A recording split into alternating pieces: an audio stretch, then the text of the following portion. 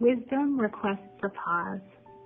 If we cannot give ourselves such a pause, the universe will likely give it to us, in the form of illness, in the form of a massive Mercury in retrograde, in the form of our car breaking down, our roof starting to leak, our garden starting to dry up, our government collapsing.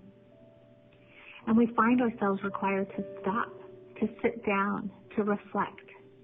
This is the time of the universal pause, the universal place of stopping, the universal moment of reflection. I'm here today to encourage you to not fear it. Why is it important to be told, to be reminded not to fear the pause? Because some of the most courageous people on earth are scared of it, as I have been myself. Why is this? It is because the pause has nothing in it. It feels empty. It feels like we've been jettisoned into wide open, empty space. We cannot see an end to it. Not seeing an end to it for that matter. Not even understanding a beginning or a need for it. We panic.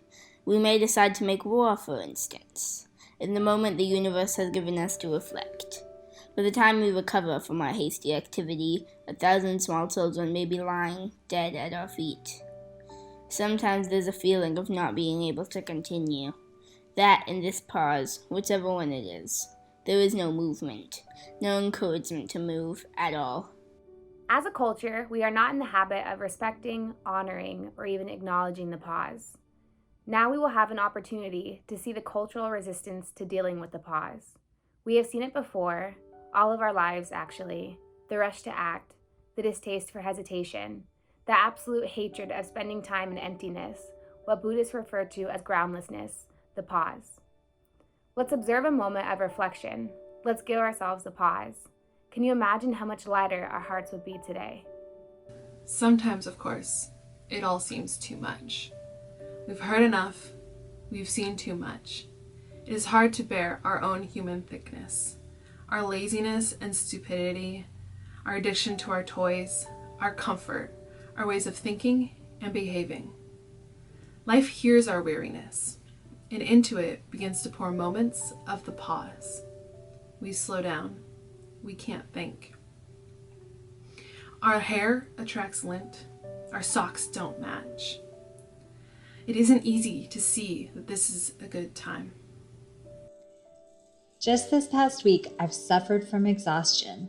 I got out of bed one morning determined to go to the nursery to look for heirloom tomatoes, only to find my body was not into it. I wanted to get back into bed, lie in the sun and sleep.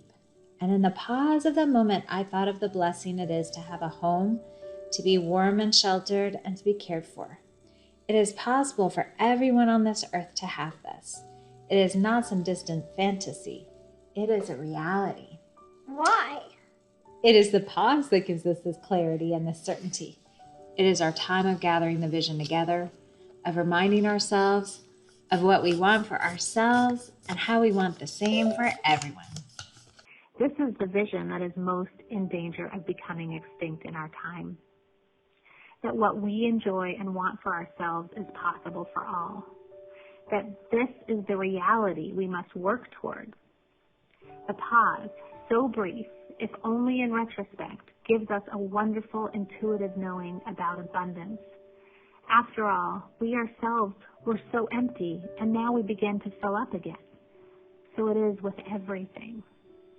Most of us believe emptiness is nothing, and we fear having nothing. Emptiness, however, is filled with possibility, filled with space. I've learned to enjoy watching my empty mind. Unlike the minds of many of my friends, my mind is often completely blank. I know it is there, but there is nothing in particular in it. My memory for that reason is sometimes described by those who know me as poor. My retrieval system slow and faulty. Having this empty mind, though, has many benefits. I may not be able to recall something said 20 years or minutes ago, but I can watch the gentle arrival of something entirely new. There's a message from the elders of the Hopi Nation that speaks to this time very well.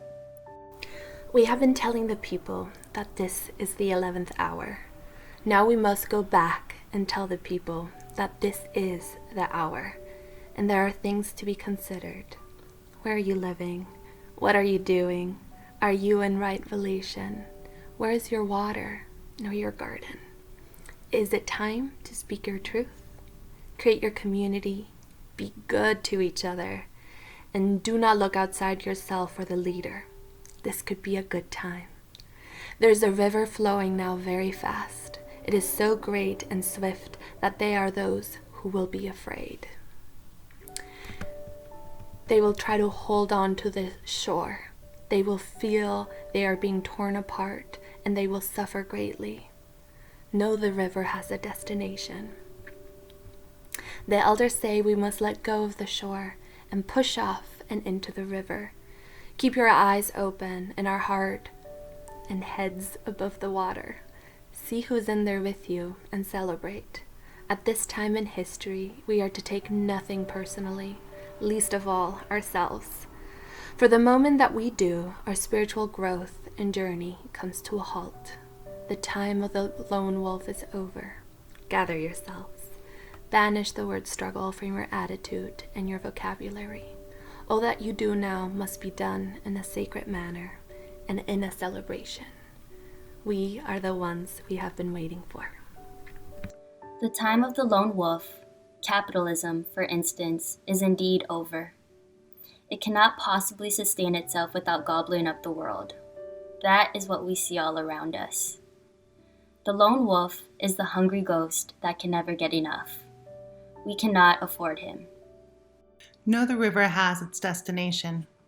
I was so grateful to find this line in the message. What do you think it means?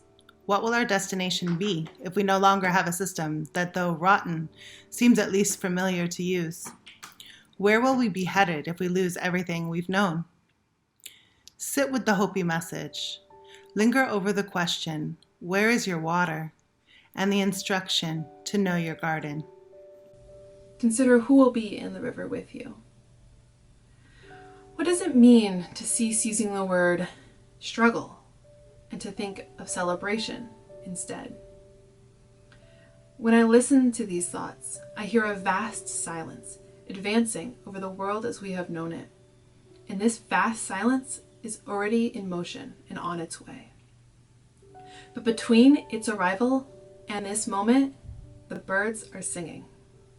Everything is possibility. Full of life, full with space.